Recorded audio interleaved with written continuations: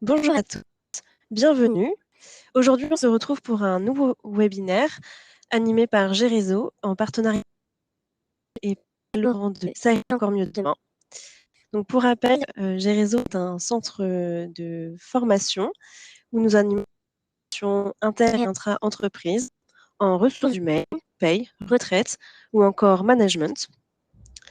Aujourd'hui, on va aborder de l'absentéisme et on va vous donner 6 bonnes pratiques managériales pour réussir le retour en télétravail, en travail.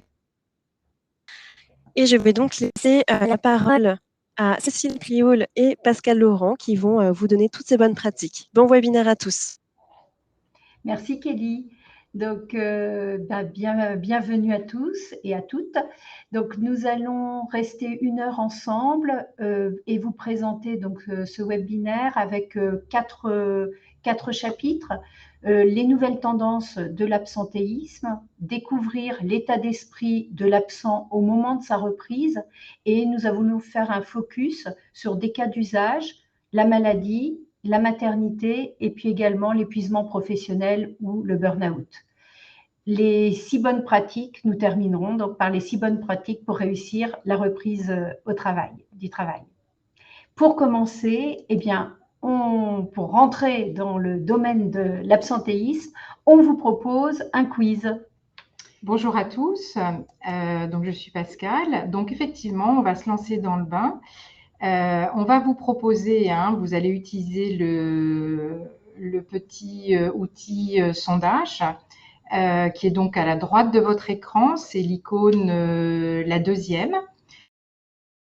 Voilà, la première question, c'est pour vous, quel est le nombre de jours moyens d'absence des salariés en 2019 ? Pourquoi 2019 ? Parce que vous allez le voir tout au long de ce webinaire. L'année 2020, elle est un peu atypique à cause du Covid et les chiffres 2021, on ne les a pas de manière consolidée. Donc, on vous les propose au travers de différentes données qu'on a d'observatoire. Et ce qui est observé aujourd'hui sur les chiffres 2021, c'est qu'ils sont proches de 2019. Mais Cécile vous reprécisera tout ça. Sachant que ces chiffres qu'on va vous donner tout au long du webinaire, c'est pas forcément prendre à la lettre, puisque je vous disais que on n'a pas les chiffres consolidés sécurité sociale encore, on s'appuie sur des observatoires reconnus, bien sûr. Mais ce qui est important, du coup, c'est de regarder les tendances et c'est vraiment à ça qu'on va s'attacher au travers de ce webinaire. Donc, je ne sais pas si Kelly, on a déjà les réponses au premier sondage. Oui, Cécile. Voilà, donc vous êtes 43% à penser qu'on est à 21 jours 5. Eh bien, c'est les 30% qui ont répondu 18,7 jours qui ont raison. En 2019, on était sur autour de 19 jours. Et les 43%, oui, vous êtes de 20, c'est à peu près les 21 jours,5, ça serait les données de 2021. En 2020, avec l'impact du Covid, on est à plus de 25 jours, en sachant que 2021 et 2022, on aura encore l'impact de la pandémie. Les chiffres là sont le 13e observatoire Hemming. On a choisi celui-ci parce qu'il a une visibilité, une assise sur plus de 2000 entreprises de domaines d'activité différentes. Donc, ça nous donne vraiment les tendances. Comme disait Pascal, ce qu'il y aura à retenir et puis ce qu'on vous donnera en conclusion, c'est ces tendances et la surveillance que vous devez avoir sur vos chiffres propres. Alors, question suivante. Alors, quelle est la catégorie la plus touchée par l'absentéisme ? Sachant que là, contrairement aux chiffres précédents, on va inclure les congés maternité. Donc, c'est vrai que là, du coup, je vous donne un indice. Donc, vous pouvez choisir homme-femme et dans chacun de ces genres, trois tranches d'âge. Donc, on vous laisse quelques secondes pour répondre, parce que là, effectivement, vous avez un multi-choix. Et on laissera Kelly, quand elle verra que vous avez tous répondu, nous afficher votre résultat.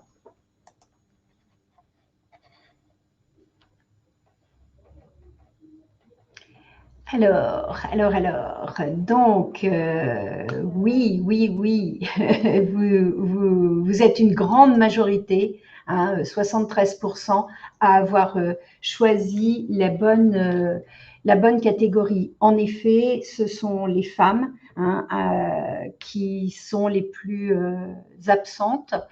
Et puis, la tranche d'âge, donc 30-49 ans, avec les congés de maternité. On va voir également, hein, dans les nouvelles tendances, que c'est aussi cette tranche d'âge 30-45 ans qui vont connaître, qui commencent à connaître les arrêts les plus longs, hein, avec une augmentation qui interroge au niveau des analyses des chiffres. On verra ensuite pour quelle cause.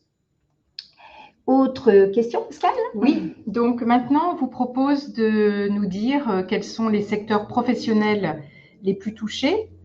Entre les grands secteurs suivants, santé, transport, commerce, services, industrie et BTP.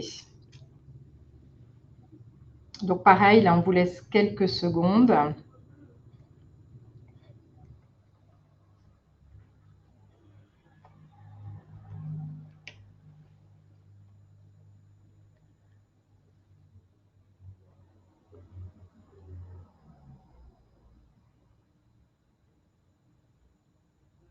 Alors,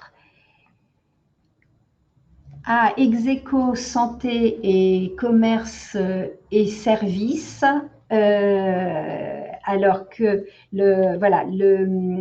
vraiment le domaine d'activité qui, voilà, le tiercé de tête, c'est la santé, hein, la santé avec 9% hein, de taux d'absentéisme, avec en plus vraiment une forte progression sur les 2 dernières années. Là, les tendances 2021 et 2022 sont assez inquiétantes par leur évolution. Le transport, la logistique et le commerce et les services sont aussi dans le tiercé de tête avec encore 6% de taux d'absentéisme. L'information, c'est le BTP. Il y a une dizaine d'années, le BTP était dans le tiercé de tête et aujourd'hui, il y a une forte diminution. Alors, grâce à de la prévention sur l'accidentologie et également la qualité de vie au travail qui a été pris en compte.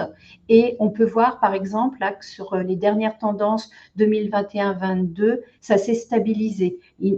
La baisse qui était objectivée depuis une dizaine d'années, là sur 2021 et les résultats de 2022 montrent que ça se stabilise. Dans l'industrie également, hein, des choses ont été mises en place, notamment dans l'automobile. Hein. C'est un secteur qui a réussi à stabiliser ces chiffres. Donc ce n'est pas une fatalité, l'absentéisme, on peut agir. Voilà ce qu'on peut en retenir. Sur le taux d'absentéisme, moi je trouve que ce n'est pas forcément le chiffre qui est important. Se comparer au taux d'absentéisme national ou au taux d'absentéisme de sa branche d'activité, c'est pas forcément ça ça rassure, mais c'est surtout d'aller regarder les sous-chapitres, hein, qui est touché, la durée des arrêts, parce qu'on voit qu'on a vraiment une durée qui se rallonge de tous les arrêts. Comment c'est expliqué par les sociologues? C'est l'augmentation des familles monoparentales, hein, en raison externe, j'allais dire, au monde du travail. Les salariés aidants, ils correspondent à 20% hein, des salariés, ceux qui ont un rôle d'aidant auprès d'un proche malade ou d'une personne handicapée ou d'un aîné. Et également une autre situation, ce sont les salariés qui ont connu une reprise difficile après un arrêt longue durée. Depuis 2014, on voit que le taux d'absentéisme augmente d'année en année et surtout je dirais la durée des arrêts, hein, qui prend une journée. Jusqu'en 2019, ça prenait une journée par an. Là, les dernières tendances montrent qu'on est encore sur de l'évolution. Alors, ce qui est peut-être intéressant à préciser aussi, c'est que du coup, sur les dernières tendances, on voit une diminution des arrêts de courte durée. Oui, c'est vrai, c'est vrai. En contrepartie, on peut penser que le télétravail, hein, a aidé les familles monoparentales ou les aidants par l'organisation plus simple de coordonner leur charge personnelle et la charge professionnelle. En effet, c'est vrai que les arrêts courts ont l'air de diminuer. Alors, qui sommes-nous? D'où nous vous parlons, Pascal et moi? Donc, déjà, voilà, Ça ira encore mieux demain a été créé en 2019. Je suis la cofondatrice avec Béatrice et toutes les deux, nous avons connu les deux rôles, celui de l'accueillante parce que nous étions managers et puis celui de l'absente parce qu'on a connu à plusieurs reprises des problèmes de santé. Depuis 2019, on a accompagné 160 personnes et toutes les experts de santé comme Pascal, sont IPRP. On est contente parce que dès 2019, on a été repéré pour de l'innovation, de l'innovation RH. Et puis là, en 2022, on a été lauréat du prix Innovation Management RH auprès de Préventica. Pourquoi une innovation? Parce que notre parti pris, qui est celui de regarder l'absentéisme de façon différente. Nous, on est convaincus que les épreuves, et puis je crois que vous en êtes tous témoins, l'épreuve du Covid nous a permis de développer aussi de nouvelles compétences, de nouvelles ressources. Et nous, on est convaincus que les épreuves développent de nouvelles ressources. Et notre parti pris, c'est de regarder l'absentéisme avec de la compréhension, de comprendre ce que vit l'autre durant son absence pour être dans une attitude et un accompagnement plutôt bienveillant et de compréhension. Jusqu'à maintenant, ce qui avait été mis en place pour gérer l'absentéisme, on était plus sur des contrôles médicaux au domicile des absents ou encore des grilles d'entretien de réaccueil qui peuvent être perçues comme très formelles. Nous, on a choisi un autre parti pris. Les résultats nous montrent que c'est efficace, donc on va continuer comme ça. Les absences qu'on accompagne, Pascal ? Les absences accompagnées par Ça ira encore mieux demain, donc c'est cette expérience-là qui nous permet de vous présenter ensuite les cas d'usage et les bonnes pratiques. Donc vous voyez, c'est essentiellement autour de la maladie, donc maladie redoutée, cancer, maladie chronique. Les psychopathologies, ça va de la dépression à l'épuisement professionnel. On fait très très attention, comme certainement vous aussi, au terme burn-out qui est galvaudé. Pour autant, il y en a des vrais. Et donc voilà, on accompagne les retours après, parce que là on est souvent sur des arrêts longs. On accompagne ces retours de psychopathologie. La maternité, donc les retours de congés parentaux, on aura un cas d'usage là-dessus. Et puis, les aléas de la vie, donc ça peut être les accidents du travail, de trajet, et le deuil d'un proche. Souvent, c'est une absence, du coup, le deuil a pu être anticipé, ou le deuil du proche provoque un arrêt long, on accompagne la reprise. Donc, vous voyez les structures des accompagnements que nous réalisons. Donc, ça va nous permettre ensuite, effectivement, de passer au cas d'usage. On vous en propose 3, un autour de la maladie, un autour de la maternité et un justement sur l'épuisement professionnel. Donc, Cécile, je te laisse la parole. Oui, donc sur les cas d'usage, on a fait le choix de parler des situations d'observation, ce qu'on observait sans accompagnement, et puis de vous faire la slide suivante sur ce que nos accompagnements ont apporté auprès des deux acteurs. Donc, le premier cas, c'est le cas d'Élodie. Donc, Élodie, elle est manager depuis une dizaine d'années. Donc, elle est assez assise dans son poste. Elle a une équipe, elle s'entend bien avec Xavier. Et puis, en novembre dernier, eh bien, Xavier lui annonce un diagnostic de cancer du côlon. Un remplaçant est trouvé. Xavier va garder contact avec un membre de l'équipe qui dispatche en fait l'information à tout le monde, mais Élodie, elle n'aura pas pris le temps d'appeler Xavier. Elle entend qu'il va reprendre son travail, elle se pose des questions, mais elle n'en parle à personne, elle ne sait pas à qui en parler. Et puis le jour J, elle a fait une formation d'entretien de réaccueil, donc elle va le recevoir dans son bureau, lui parler de tous les changements qu'il y a eu dans l'entreprise, et elle croit bien faire. Les statistiques nous disent, avec l'étude Vican 2, donc 2 ans après un diagnostic de cancer, que seulement un salarié sur 2 en capacité reprend le chemin du travail et que ceux-ci, dans la première année, verront connaître 17 jours d'absence. On appelle ces absences des absences perlées parce que ce ne sont pas 17 jours d'affilée, mais ça va être des 2, 3 jours, une semaine, en plusieurs fois. C'est ce qui désorganise énormément le travail et qui ne permet pas à Xavier de retrouver pleinement sa place dans l'équipe parce que on a un petit peu la crainte de lui confier des sujets importants comme par le passé. Voilà.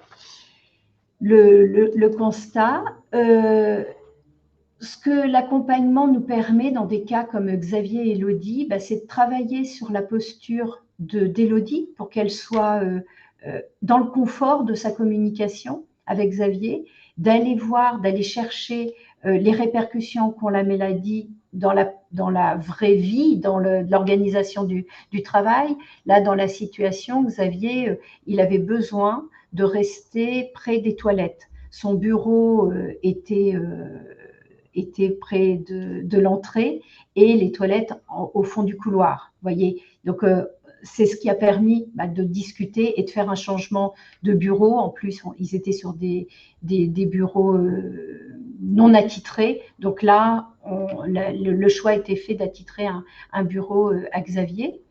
Cela a permis aussi de parler nous, on est assez favorable au temps partiel thérapeutique progressif. Donc, pour Élodie, tous les managers ont besoin de prévoir. Donc, c'est bien de prévoir la montée en charge, de savoir à quel rythme elle va pouvoir monter en charge les dossiers à donner à Xavier. De prévoir les absences pour les examens de contrôle. Également, de parler de l'état d'esprit. Au moment de ces examens de contrôle, on sait qu'il y a des troubles du comportement dus au syndrome de la clé Damoclès. Et puis, quand on fait notre suivi, on entend que ce n'est pas que ces 2 acteurs-là qui ont bénéficié de cette bienveillance, mais aussi toute l'équipe, avec une communication facilitée, et puis de voir qu'une entreprise et puis qu'un manager est présent en cas de coup dur, c'est toujours valorisant pour tout le monde. Alors maintenant, on va passer à un autre cas d'usage, un retour de congé de maternité, et on va vous proposer de nouveau un petit sondage. Oui, voilà, un petit quiz. Donc, combien, à votre avis, de jeunes mamans connaissent une dépression postpartum? On vous propose un pourcentage. Alors, attention, le postpartum est à ne pas confondre avec le baby blues qui apparaît 3 jours après l'accouchement et qui touche 80% des jeunes mamans. Là, on est vraiment sur la dépression postpartum, qui est une maladie qui peut durer de quelques semaines à quelques années et qui montre des symptômes de fatigue, de troubles de sommeil. Et ce qui est intéressant, et ce qu'on ne sait pas forcément, c'est que la survenance de cette dépression postpartum, souvent, elle arrive en même temps que le délai légal de retour dans l'entreprise. Donc, vous voyez, la jeune maman peut être confrontée à cette souffrance, on va dire, en même temps que son retour au travail. Et ça, vous voyez, ça fait partie des choses qui sont éclairées par ce que disait Cécile, c'est-à-dire la compréhension de ce que traverse la personne et la solution qu'on va pouvoir apporter au travers du dialogue. Donc, 69, voilà, vous êtes 70% à penser que la prévalence de la dépression postpartum est 23%. Oui, on est à 30% des jeunes mamans. Alors, beaucoup plus dans les premières grossesses, hein, mais 30% des jeunes mamans vont connaître une dépression postpartum. Et comme tu le disais, Pascal, ouais, c'est vrai que ça arrive. Généralement, il y a une concomitance avec le retour au travail. Les jeunes papas ne sont pas épargnés. Hein, on a le chiffre de 18%. A posteriori, voilà, les jeunes papas déclarent dans 18% des cas qu'ils ont connu ce moment de dépression également. Alors, on va voir le cas de Louise. Donc Louise, elle annonce sa grossesse à Eric et lui, tout de suite, il redoute un congé parental. Bon, il ne lui en parle pas, bien sûr. Et durant le congé de maternité, il répartit la charge de travail sur l'équipe. Au retour, il se dit, elle revient, chouette. Et il considère qu'il récupère Louise comme avant. Donc, il lui propose les mêmes choses. Mais Louise, eh bien, non, elle a une nouvelle organisation, de la fatigue et les relations deviennent difficiles. Elle va s'arrêter 2 jours par-ci, 2 jours par-là, enfant malade ou voilà, la situation n'est pas si simple qu'au départ. Et puis, comme une jeune maman sur 2, elle souhaite changer de travail. Les statistiques nous disent qu'aujourd'hui, une jeune maman qui ne se sent pas bien réaccueillie va changer d'employeur. Elle ne va pas changer de métier, mais elle va changer d'employeur dans les 18 mois. C'est dommage parce que souvent, c'est au moment où l'employée, la collaboratrice est bien formée, où elle devient vraiment un talent pour créer de la valeur en entreprise, qu'elle va partir chez un autre employeur. Donc, dans les accompagnements de maternité, l'accompagnement avant la reprise de Louise permet de gérer ce conflit de loyauté que les jeunes mamans peuvent ressentir entre le travail et puis le bébé, hein, le laisser, voilà. Donc, aussi bien au niveau émotionnel qu'au niveau organisationnel, et puis de trouver un équilibre avec des astuces, hein, ce qui est bien de mettre en place pour qu'elle garde un temps pour elle au moment de cette reprise. Eric s'est approprié également de l'écoute et puis de la compréhension, hein, sur la nouvelle organisation de Louise. Et puis, ils ont pu ensemble, hein, organiser leur relation et la relation au travail pour que le service fonctionne bien.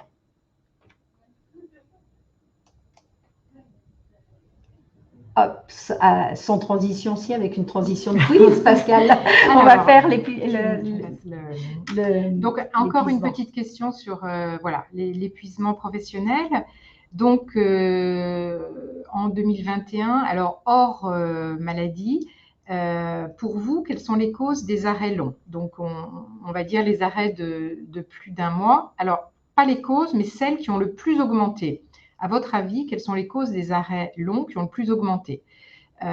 Covid, troubles musculo-squelettiques, accidents et traumatismes ou troubles psychologiques. Hein, donc, on n'est pas sur le pourcentage des causes, mais bien les tendances d'augmentation. Hein. C'est vraiment ce qu'on veut partager avec vous aujourd'hui avec Cécile, ces tendances, parce que c'est ça qui vous aidera à être vigilant sur vos populations de collaborateurs. Donc, on vous laisse quelques secondes. Ah, rapide. Oui. Ouais, on voit les résultats. Alors, en effet, il y a 2 causes, hein, le Covid En 2021, c'est vraiment ce qui a augmenté. On avait que la référence de 2020. Et puis, les troubles psychologiques. En effet, ils ont doublé et on est à 15% des arrêts longs qui sont dus aux troubles psychologiques. Vous devez vous en rendre compte dans vos entreprises que le stress, la charge mentale, avec la charge de l'adaptabilité devient prégnante dans le monde du travail. Alors peut-être préciser que sur les dernières tendances, effectivement, ça reste quand même les TMS qui sont voilà, les sources, voilà, qui sont les sources les plus importantes. Hein. Là, on ne parle pas en taux de croissance.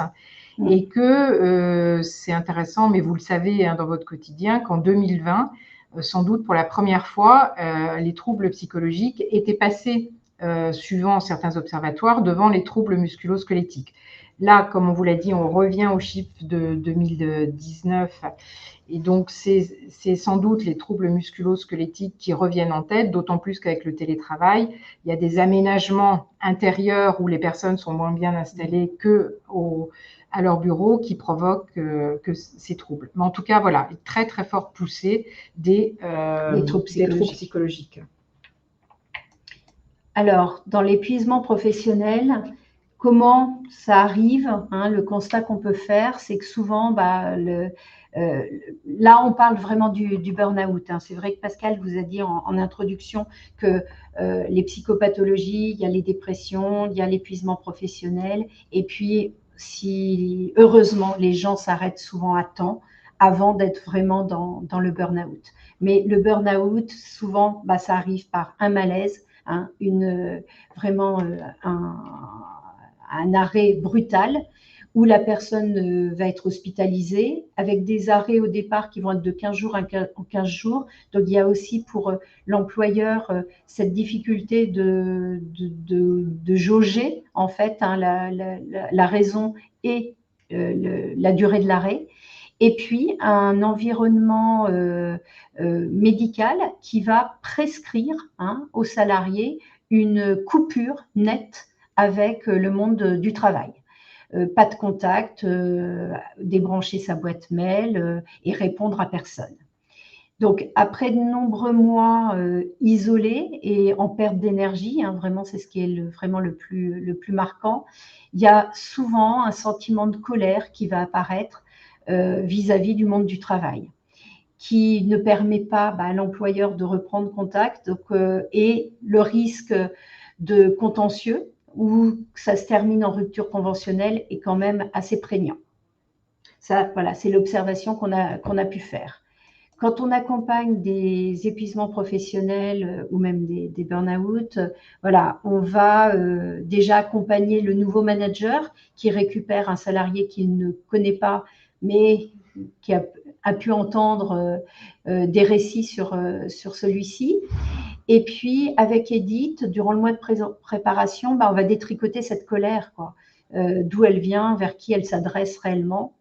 Et durant la réunion de liaison, donc c'est la réunion qu'on organise entre le manager, donc là, dans le cas de cette situation, le nouveau manager et la salariée et nous, en tant qu'intermédiaire neutre et indépendant, on va parler de la peur de cette rechute, des difficultés de concentration, hein, et puis du vécu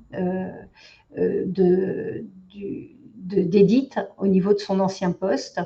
Et on va falloir remettre chacun des deux dans une position de petite victoire et donc du coup de bien jalonner hein, le travail et son avenir.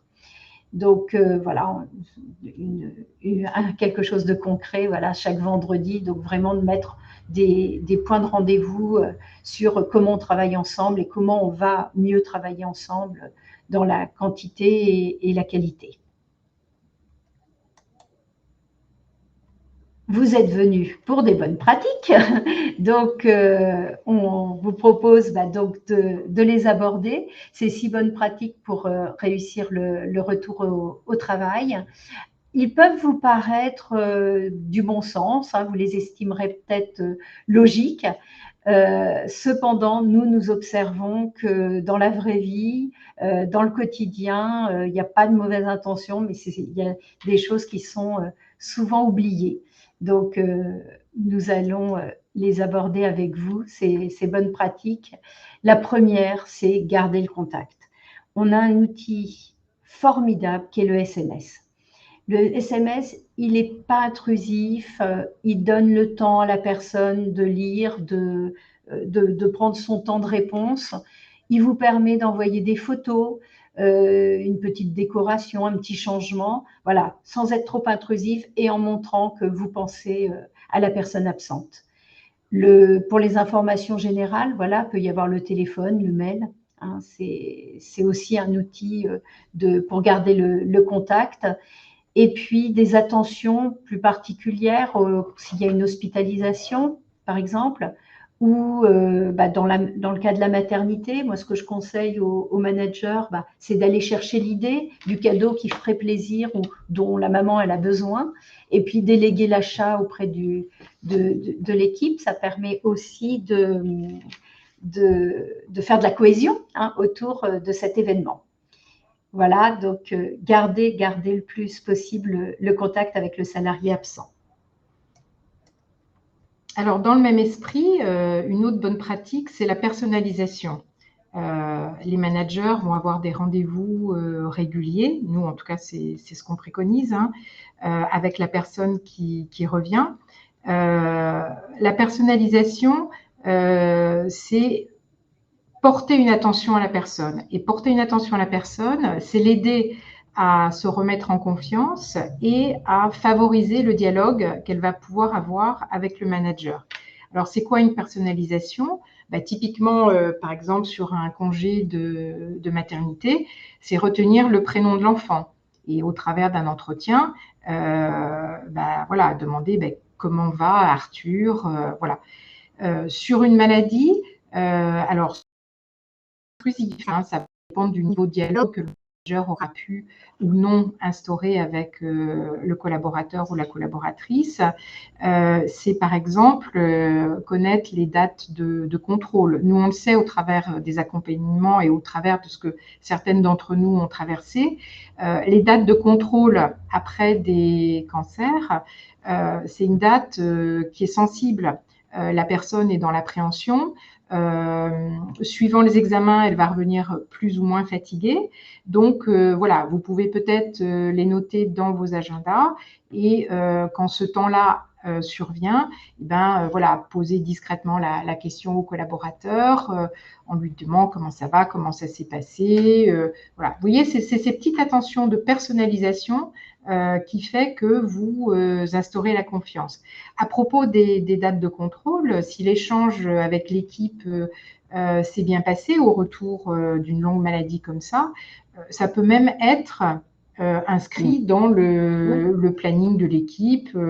Voilà, on le sait, et ce jour-là, on sait que peut-être le lendemain, il ne faut pas envoyer la personne en clientèle. S'adapter, ouais, voilà, savoir s'adapter, voilà.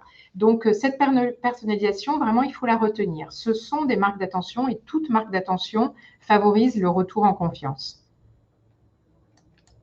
La troisième bonne pratique, répertorier les changements. Nous, voilà, l'idée qu'on peut donner, c'est avoir un petit carnet dans un service, dans une équipe, sur les interlocuteurs qui ont pu changer durant l'absence, des procédures qui ont pu également évoluer, ou voilà, quand je dis interlocuteurs, il y a les interlocuteurs internes d'un service à un autre, mais aussi en externe, quand on a voilà, des fournisseurs ou des horaires qui peuvent changer. Ça peut être intéressant de les répertorier sur un petit carnet au sein de l'équipe.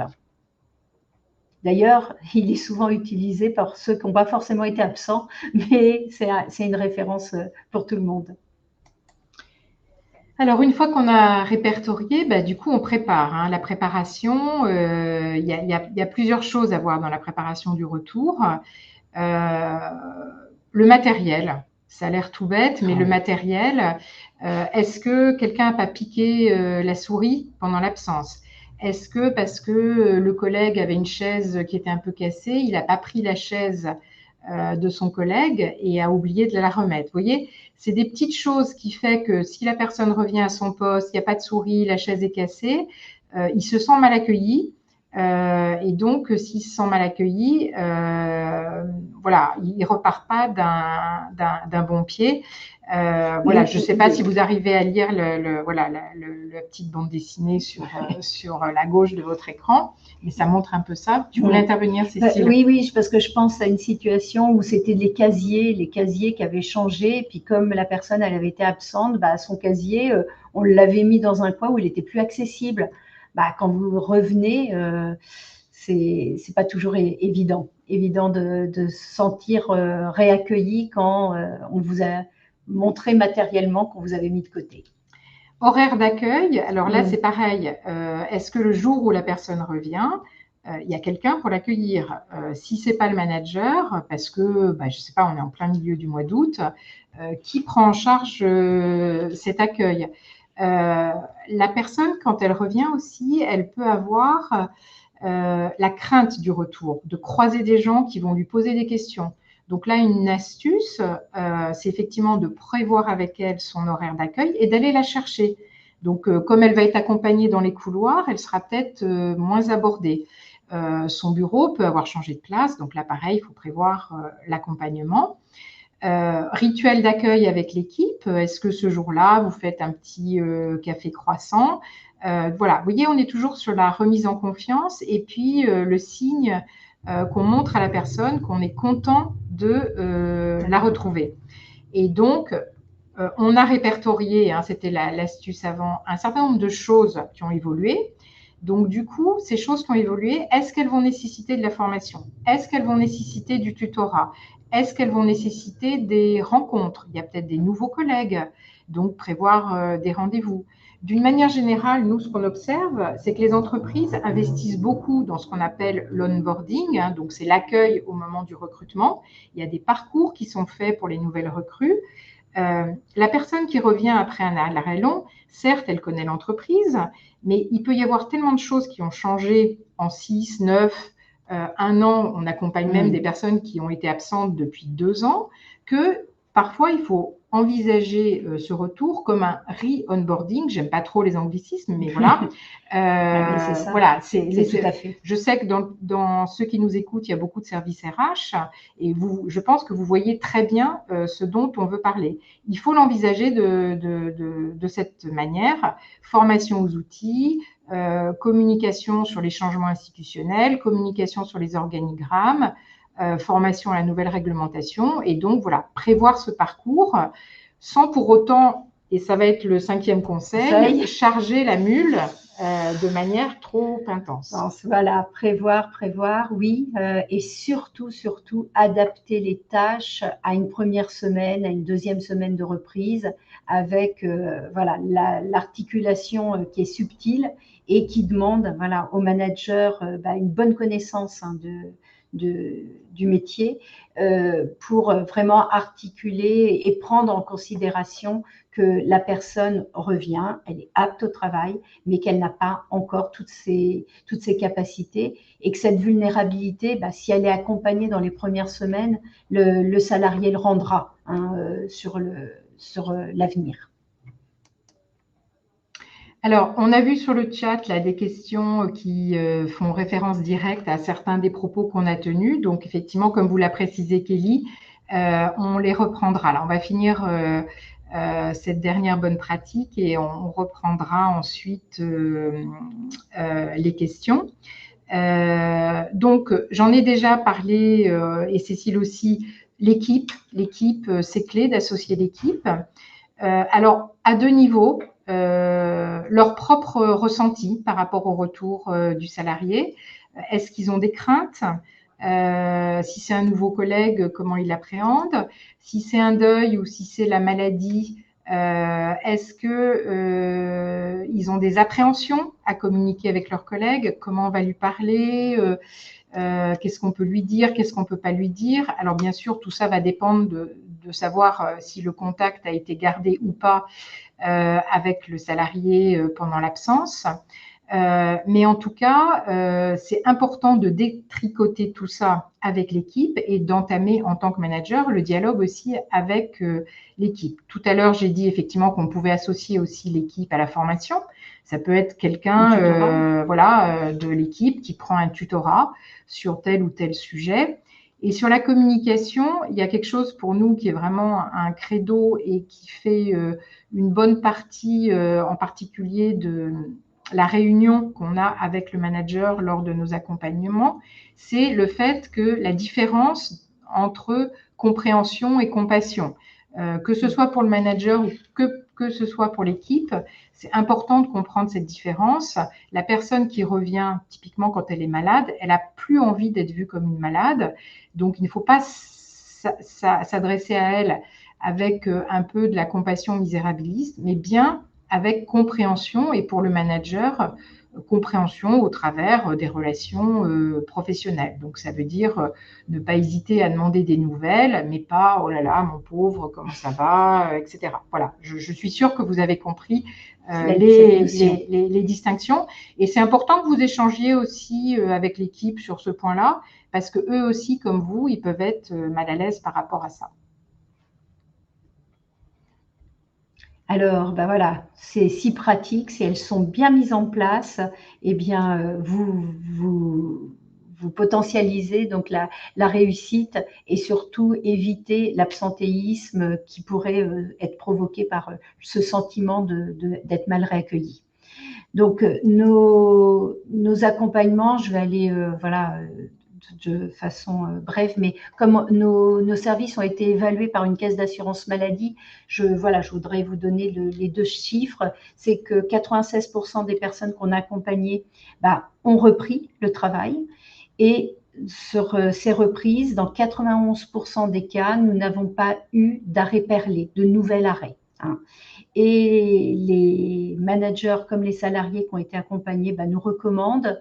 Les managers apprécient le visio-coaching et puis le fait qu'ils nous disent qu'ils ont amélioré leur communication.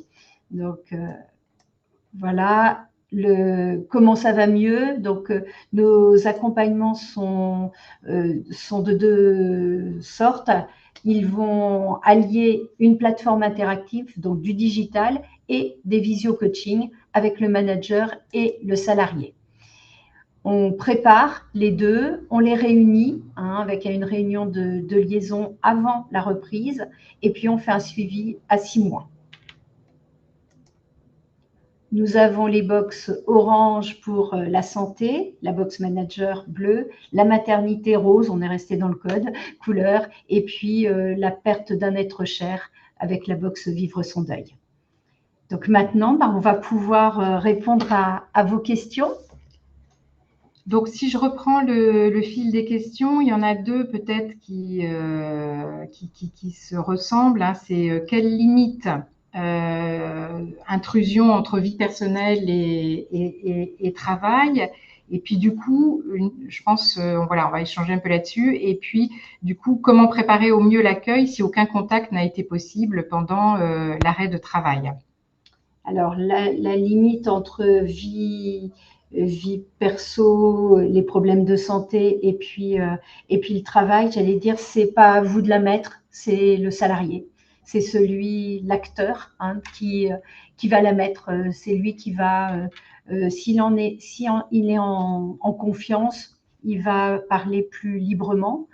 Et voilà, j'allais dire que souvent c'est les managers se mettent eux-mêmes des limites ou des sujets à ne pas aborder. On travaille ensemble. S'il y a une répercussion sur le monde du travail, il faut aussi mettre le salarié en confiance pour pouvoir l'exprimer. Donc, c'est vrai que le fait qu'on soit des tiers neutres, indépendants et impartial nous permet d'être utilisés dans le bon sens du terme pour pouvoir voilà, souvent c'est vrai que c'est le salarié qui va dire bah, ça je préfère que ce soit vous qui le disiez. Bon bah voilà, on est consentant, on est utilisé mais consentant. Oui, parce que ce qu'il faut préciser, c'est qu'effectivement, des fois, le salarié ne souhaite pas que sa pathologie soit partagée. Et donc, bon, ça nous rend le travail peut-être un tout petit peu plus compliqué, mais en fait, il y a des fondamentaux sur ce qu'a traversé la personne au travers d'une maladie ou d'une psychopathologie qui permettent quand même d'avancer. Donc, effectivement, là, on va vous répondre là-dessus. C'est comment préparer au mieux l'accueil si aucun contact n'a été possible pendant l'arrêt de travail. Et puis, il y avait une autre question qui était connexe aussi, c'est en fonction de la pathologie, exemple un burn-out, comment garder le contact? Car dans ce cas-là, effectivement, et tu l'as dit toi-même, Cécile, la préconisation médicale, c'est de couper le contact avec le travail. Oui, donc c'est vrai que c'est des arrêts qui vont être longs, hein, qui risquent d'être longs, et plus c'est long, bah, plus on s'éloigne et moins c'est facile. Donc, je pense qu'il faut arriver à reconnaître qu'il y a eu une perte de lien et bah, que vous allez utiliser un mail, un courrier.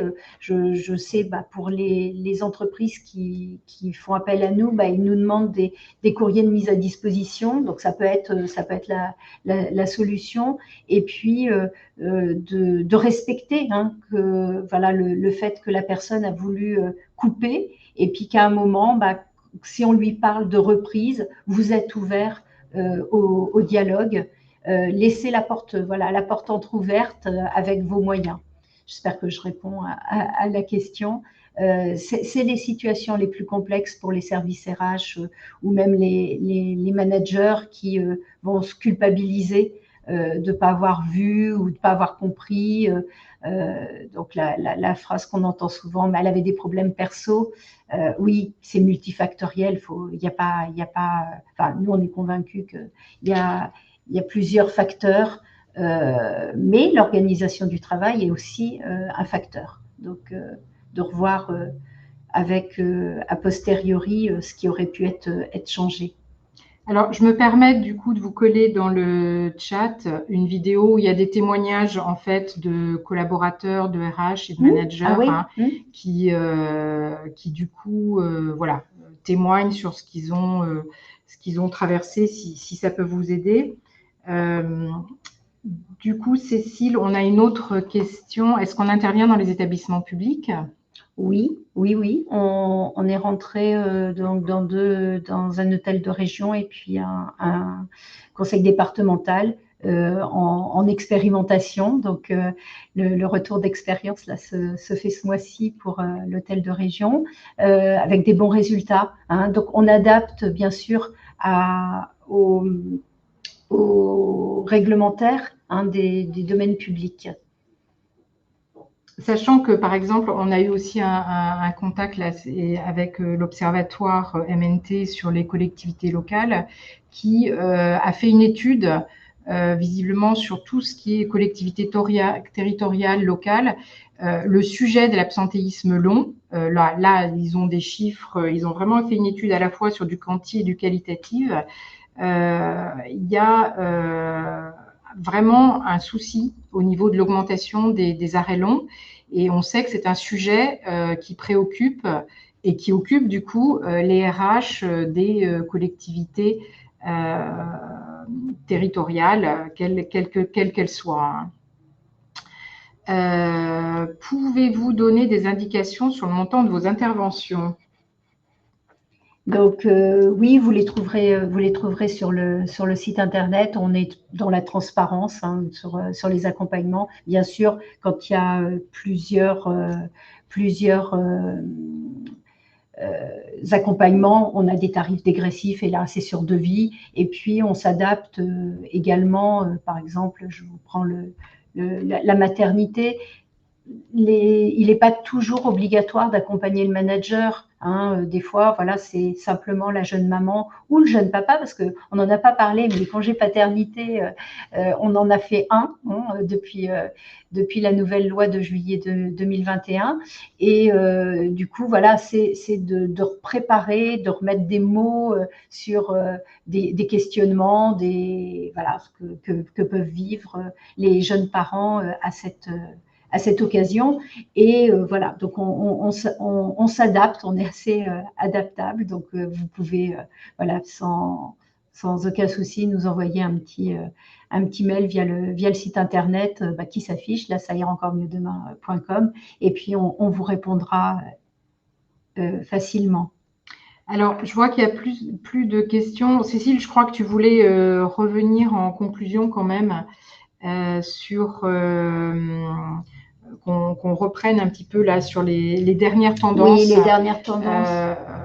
Et naturellement, s'il y a d'autres questions, on les prendra. Mais sur les dernières tendances, vraiment, ce à quoi vous, managers, d'ailleurs vous-même, on va vous parler de vous, si vous êtes là, et les services RH, les choses auxquelles il faut vraiment faire attention par rapport aux nouvelles tendances qui sont observées par les différents observatoires de l'absentéisme. Donc, c'est vrai qu'il y aurait une surveillance à avoir sur les arrêts qui se rallongent chez les plus jeunes. On a vu les 30, 40, 45 ans.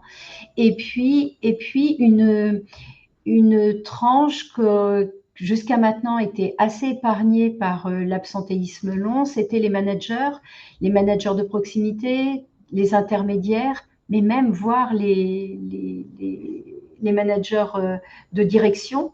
Donc voilà, d'avoir une surveillance un petit peu accrue sur ces personnes-là, bien sûr, bon, tout le monde, mais et puis alors avec une augmentation des RPS, c'est ça? Oui, oui, avec ce stress qui augmente, cette charge mentale, le télétravail. Bon il y a quand même, voilà, il y a 67% des métiers qui sont pas télétravaillables, mais par contre, ça a quand même changé et bouleversé le reste de la population.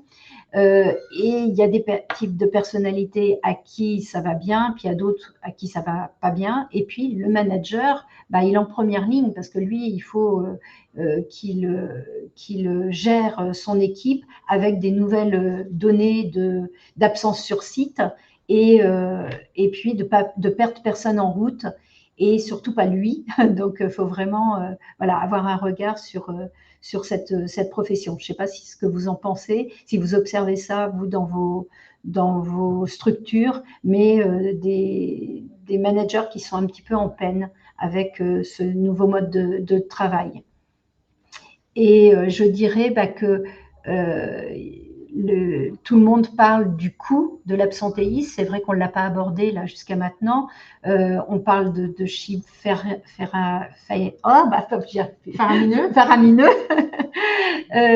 avec 108 milliards d'euros qui correspondraient à 4% de notre PIB. Ça fait un petit peu abstrait. En tout cas, ce que nous, on peut observer, c'est que quand dans des équipes, vous avez beaucoup d'absentéisme, il y a un cercle s'installer et les présents, ceux qui restent présents, vont s'autoriser au bout d'un moment à s'absenter eux aussi.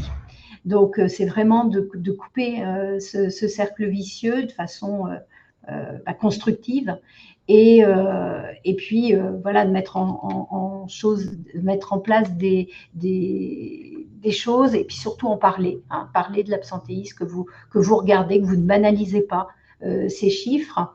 Parce que le cercle vicieux des dépenses, il est aussi là. C'est que l'augmentation de la prise en charge des régimes de prévoyance, des jours d'absence, comme ça augmente, eux prennent en charge beaucoup plus. Mais du coup, la répercussion, la conséquence, c'est que vous allez avoir des hausses des taux de cotisation demandés par les organismes assureurs, mais collectivement, au niveau de la société, sociétalement, on va tous être impliqués.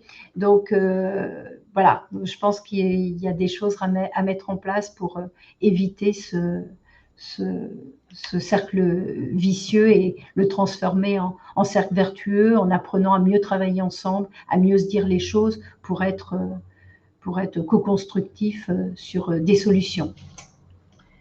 On regarde si on a d'autres Questions. Quel est le meilleur moment pour vous interpeller dans le cadre d'un salarié en dépression, par exemple?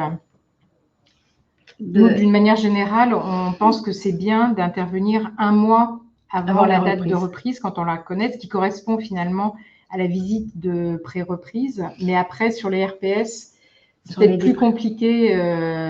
Oui.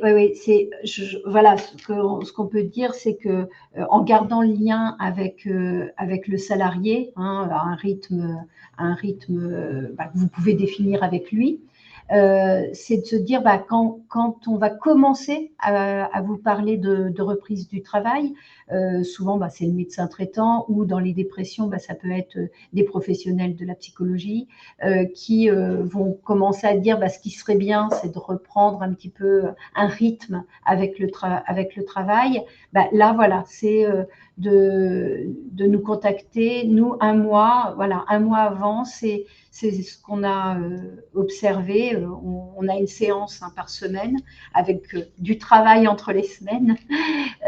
Du coup, c'est la dynamique, remettre la personne dans cet objectif de reprise et puis dans une dynamique réflexive de ce qui va lui correspondre, ce qu'il y a de bien, puis voilà, de reprendre confiance. Hein, l'estime et la confiance en soi, il faut vraiment se dire que c'est ce que les gens perdent en premier dès qu'ils sont en dehors de l'entreprise. Et donc, du coup, ce qui est bien, c'est de pouvoir intercaler la séance avec le manager, parce qu'en fait, globalement, on a 3 séances avec le salarié, une séance avec le manager, et puis à la fin, une séance où il y a les deux, d'intercaler la séance avec le manager entre la 2e et la 3e séance du salarié. Mais voilà, rien n'est figé, ça dépend des situations. Et Cécile a dit quelque chose d'important, c'est que naturellement, on est bien à notre place, hein, et naturellement, tout ça se fait en coordination avec médecin du travail, médecin généraliste. Voilà, chacun est bien dans son rôle. Hein. Oui, tout à fait. On a monté d'ailleurs notre méthodo avec des médecins conseils et des médecins du travail. Et voilà, ça nous paraît une évidence, je ne l'ai peut-être pas assez dit, mais tu as bien fait de le rajouter. Voilà, on a un objectif commun, tous, puis je pense que les gens qui sont derrière leur écran aussi, c'est de réussir cette reprise. Il y a des talents qui sont formés, qui ont un engagement vis-à-vis de leur entreprise. Il faut leur redonner l'occasion de pouvoir se réengager parce qu'ils ont eu un autre sujet à s'occuper et que le monde de l'entreprise évolue tellement vite qu'il y a un décalage qui s'est créé, et c'est d'aider à absorber ce décalage en pensant aussi que le salarié n'est plus le même qu'avant. Mais il n'est pas démuni, il est enrichi d'une nouvelle expérience. Voilà, c'est notre conviction. Et du coup, oui, on sait que les visites de pré-reprise, elles sont très peu demandées. C'est 20% à peu près des arrêts longs, mais on est très favorable et nous, on pousse à ce qu'on soit tous les acteurs dans le même sens pour réussir cette reprise. Il y avait une question de chiffres, là, une dernière question de chiffres sur les 108 milliards d'euros que tu as cités. Oui. Est-ce qu'ils étaient 2021 ou 2020 ? Je vais vérifier, on peut répondre aux gens. On vérifiera et du coup, je ne sais pas si on a vos contacts, mais on pourra le repréciser. Je préfère pas dire de bêtises. Je ne sais plus si c'est 2020 ou 2021, j'aurais dit 20. Mais... Ouais. Donc voilà, écoutez, s'il n'y a plus de questions, là on est un peu... Je crois qu'on regarde s'il y en a d'autres. Voilà, il y a le mail. Bon, merci, on a votre mail, donc on pourra vous répondre. Merci. On sait qu'on a beaucoup de RH là qui nous écoutent, donc on a parlé des managers qui étaient en difficulté. On sait que les RH aussi, donc oui. Qui prend soin des RH? On a envie de vous dire, prenez soin de vous aussi. Ça fait partie des accompagnements qu'on fait. C'est une observation, voilà, on partage ça avec vous. Prenez soin de vous parce que vous prenez soin des autres et ne vous oubliez pas. Oui, oui, oui, ne vous oubliez pas. Vous êtes primordial. On peut aider les autres qu'en prenant, voilà, qu'en prenant d'abord soin de soi. Donc, bonnes vacances. Voilà, profitez des congés, coupés. Est-ce qu'il y a d'autres questions? Non, je pense que Kelly, à moins que de votre côté vous ayez des choses, mais là nous n'en voyons plus. Donc, eh ben, on est parfait, on est 11h59. Eh ben, on est dans les temps. Merci à tous de nous avoir écoutés. On espère avoir répondu à vos attentes, mais si vous avez d'autres questions, bah, écoutez, vous avez au travers du site nos coordonnées et on répondra avec grand plaisir. Et donc, on vous souhaite de bonnes vacances et n'oubliez pas, ça ira encore mieux demain. Ça ira encore mieux demain, bien sûr. Au revoir et merci.